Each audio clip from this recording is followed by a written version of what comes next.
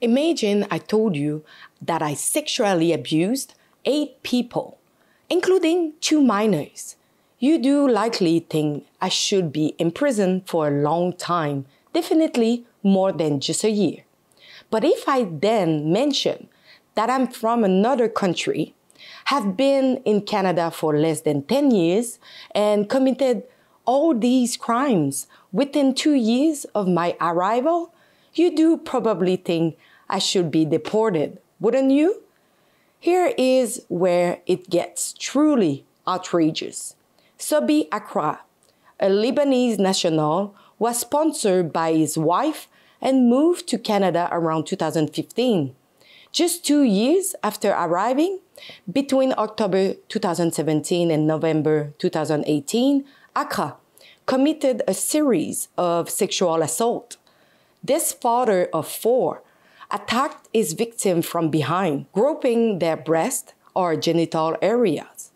In one alarming case, he reached under the skirt of a 17-year-old girl in a school uniform as she walked to school.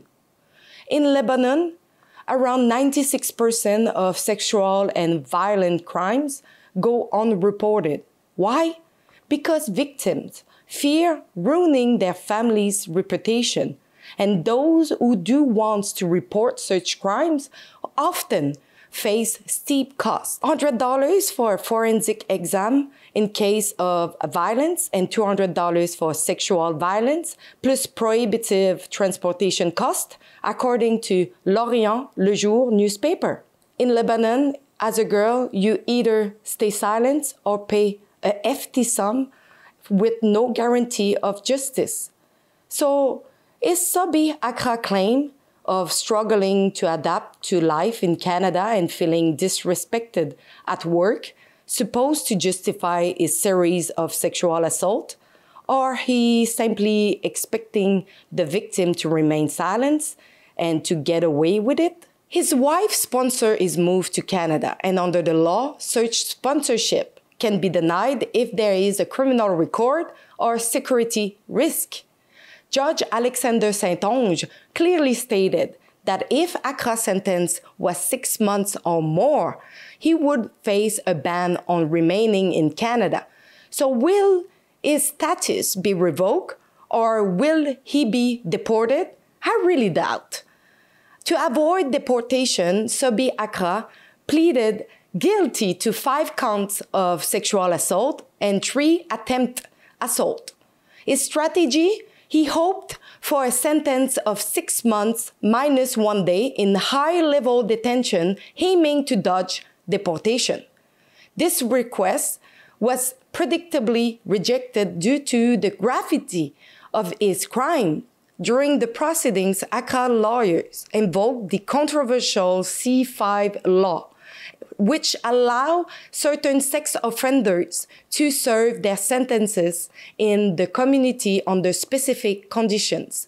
While the Crown sought for a 22-month prison term, Akra's lawyers initially argued for community service and later pushed for a prison sentence of 6 months minus 1 day to avoid deportation. The lawyer even tried to paint Akra as the victim of his circumstances, claiming he was in a tough spot, frustrated and unhappy with his life in Quebec and struggling with his immigration integration.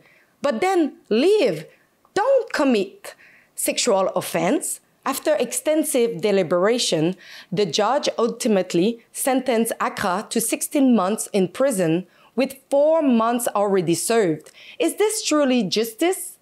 Tamara Lich, Freedom Convoy leader, is still being prosecuted over nonviolent mischief and did already 49 days in jail.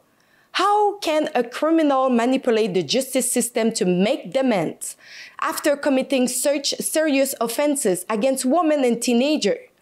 They talk about deportation, but I have serious doubt it will happen. In 2023, Liberal MP Randeep Saray led a deportation reform. In the document, it is mentioned that if the extradition is conflicting with Article 7 of the Charter of Rights and Freedoms, which protect the rights to life, liberty, and personal security, the extradition cannot take place. When someone is guilty of a crime, losing their freedom is part of the punishment.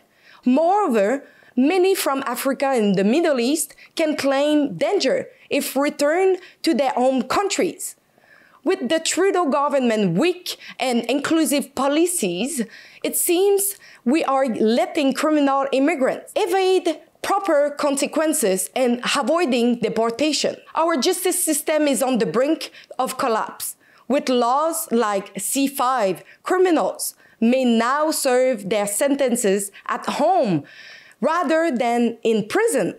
Weakening our justice system only encourages more law-breaking. As mass immigration continues, women across Montreal, Toronto, and likely other provinces are increasingly feeling unsafe, facing harassment, intimidation, and it is just going to get worse.